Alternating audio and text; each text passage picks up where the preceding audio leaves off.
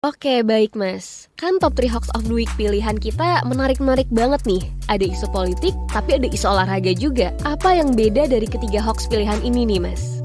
Tren akhir-akhir ini kan berkaitan dengan Olimpiade 2024 di Paris, yang artinya ya itu akan dijadikan bahan juga. Di samping tentu saja tren yang dalam bidang politik itu adalah berkaitan dengan kunjungan Pak Prabowo ke Turki yang ketemu Erdogan gitu ya. Nah, kita bahas dulu yang soal Pak Prabowo di klaim salahnya itu bilang dicuekin Erdogan. Nanti yang Iman Khalif itu kita bahas di sorotan kedua ya. Nah, pertama kita seharusnya tidak boleh gitu ya mengambil kesimpulan hanya dari foto sekilas atau video yang durasinya itu cuma beberapa detik. Penting untuk memahami konteks utuh, siapa tahu pelintirannya ya akan didapatkan dengan cara melihat atau membaca konteks utuhnya gitu, atau menonton kalau bahannya video ya. Nah, dalam hal ini bahannya adalah video yang klaim salahnya itu menampilkan potongan video yang cuma beberapa detik lalu memotong konteks utuh bahwa detik-detik Pak Prabowo dicuekin sama Erdogan, dibilang gitu. Ya, memang di potongan ini ditampilkan kelihatan bahwa Pak Prabowo itu narik-narik tangannya Erdogan.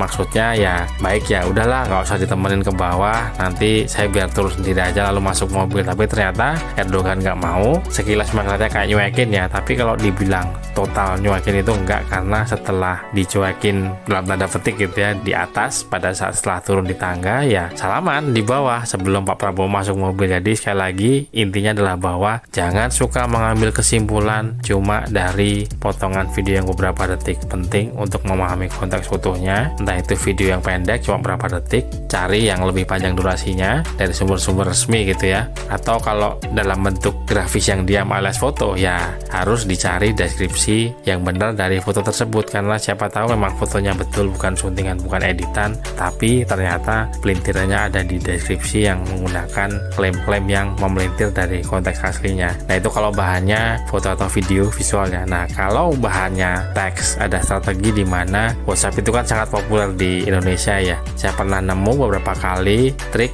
di mana memanfaatkan keengganan orang untuk membaca isi utuh dari sebuah tautan atau link yang dibagikan. Nah, di WhatsApp itu kalau dibagikan itu kan dia akan tampil pratinja atau preview dari artikelnya. Nah, caranya melintirnya adalah dengan cara mengambil artikel dari media kredibel biar orang percaya bahwa oh ini medianya kredibel loh, pasti isinya betul. Iya, memang di situ akan kelihatan previewnya, tapi sebelum tautan itu tampil itu akan didului dengan klaim salah ya, dikasih deskripsi atau klaim yang salah yang menyertai tautan itu. Nah, orang seringnya boro-boro baca lengkap, dia cuma baca judul lalu baca beberapa baris di atas, tapi tidak betul-betul ngeklik untuk membaca isi artikelnya, memanfaatkan keengganan orang untuk membaca secara utuh. Makanya sekali lagi penting kita berusaha memahami konteks utuh dari hal yang beredar di dunia maya di media sosial, karena siapa tahu tekniknya adalah dengan tadi ya, kalau video ya cuma menampilkan beberapa detik, foto itu disertai deskripsi yang memelintir, atau kalau modelnya artikel ya narasi atau klaim yang menyertai pada saat dibagikan tautan atau linknya ya disitulah pelintiran. Jadi seolah-olah isi artikelnya itu seperti klaim pelintirannya, narasi pelintiran atau deskripsi pelintiran padahal dibagikan, padahal ya isinya beda. Nah, dari ketiga hoax yang udah kita bahas tadi, mana nih yang mau disoroti lebih detail? Ada pesan untuk netizen terkait hoax yang banyak beredar mungkin, Mas? Ya, yang mau saya soroti lebih detail di sorot kedua ini, Fidel, adalah tentang klaim salah ya, bahwa petinju wanita Aljazair Iman Khalif itu transgender. Nah, penampilan fisik seseorang itu tidak bisa selalu dijadikan patokan bahwa ya tuduhannya kan transgender gitu ya, karena mungkin penampilannya seperti fisiknya itu seperti laki-laki lalu dibilang ini transgender dulunya pria, padahal pertama tadi yang sudah dibahas bahwa di dokumen resmi itu tidak ada tercantum informasi bahwa Iman Khalif itu adalah dulunya laki-laki gitu ya. Dan ini sudah diklarifikasi juga oleh IOC International Olympic Committee bahwa ya sudah dicek, sudah diperiksa macam-macam, dan disitulah ada kontroversinya yang jadi bahan hoax bahwa oleh IBA International Boxing Association itu hasil tesnya itu tidak memenuhi standar di mana hormon testosteronnya itu tinggi. Ya memang ada kasus-kasus di mana ada kelainan, dan ini perbedaan dari dua lembaga antara IOC dengan IBA bahwa ya IOC itu menilai bahwa ya Iman Khalif itu layak, dan dari dulu pun dia selalu ada di pertandingan yang bolak-balik itu kan sudah ada standar pemeriksaannya ya. Ya dari dulu bolak-balik bertanding, pernah kalah juga gitu ya, bahwa dia itu perempuan bukan transgender. Nah itu kontroversi yang pertama. Nah bahan yang lainnya adalah bahwa IBA itu oleh IOC dinilai sudah bukan lagi lembaga yang kredibel untuk bisa dipegang hasil pemeriksaannya, makanya disitulah Iman Khalif diloloskan dan bahkan sekarang menang gitu. Nah yang jadi masalah adalah media sosial itu kan tempat di mana semua orang dengan bebasnya berekspresi, termasuk efek negatifnya adalah ada urusan risak-risak, bully-bully, dan info terakhir adalah bahwa Iman Khalif itu sudah mengadukan beberapa akun yang akunnya itu bukan akun sembarangan. Yang pertama akunnya Elon Musk, si pemilik X atau Twitter, dan itu diadukannya itu ke pengadilan di Paris, yang artinya dia itu bisa mengadili secara internasional. Yang kedua yang diadukan itu adalah J.K. Rowling, si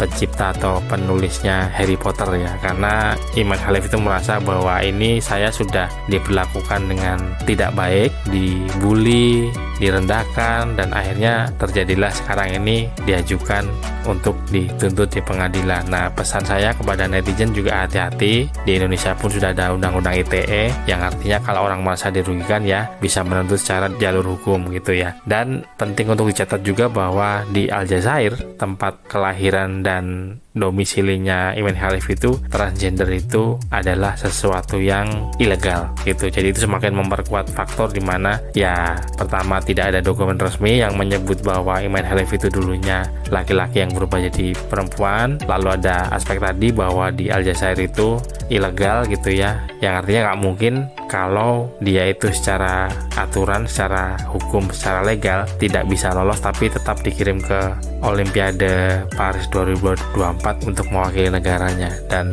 aspek terakhir bahwa di pertandingan yang lalu-lalu Iman Khalif itu selalu diterima untuk bertanding sebagai perempuan. Aspek terakhir ini untuk menutup ya, bahwa yang namanya media sosial memang ya tempat di mana orang bisa dengan bebas menyebarkan pendapatnya, termasuk sayangnya efek negatifnya menyebarkan tuduhan yang akhirnya ya ada ungkapan di netizen plus 16 yang menyebut bahwa orang kalau mau viral, mau populer di media sosial ada beberapa jalur, ada jalur prestasi, ada jalur kontroversi. Nah jalur kontroversi ini sebetulnya yang paling diuntungkan siapa sih? Ya memang semua untung gitu ya, netizen puas bisa mengeluarkan unek-uneknya, si pemilik akun juga seneng karena engagementnya tinggi, si media sosial juga happy karena bisa ngiklan gitu. Jadi semua orang hidup bahagia selamanya gitulah ya. Tapi sebetulnya yang paling diuntungkan ya nggak ada, karena kalau kejadian seperti sekarang ini di mana Iman Khalif itu sudah menuntut beberapa akun Elon Musk dan J.K. Rowling ya, nah itu akhirnya kan ujung-ujungnya pasti ada yang akan secara hukum akan terkena dampaknya. Belum Iman Khalif itu juga sebagai korban, secara mental dia juga pasti merasa terganggu dan tertekan. Jaga emosi, tahan jari, verifikasi sebelum dibagi.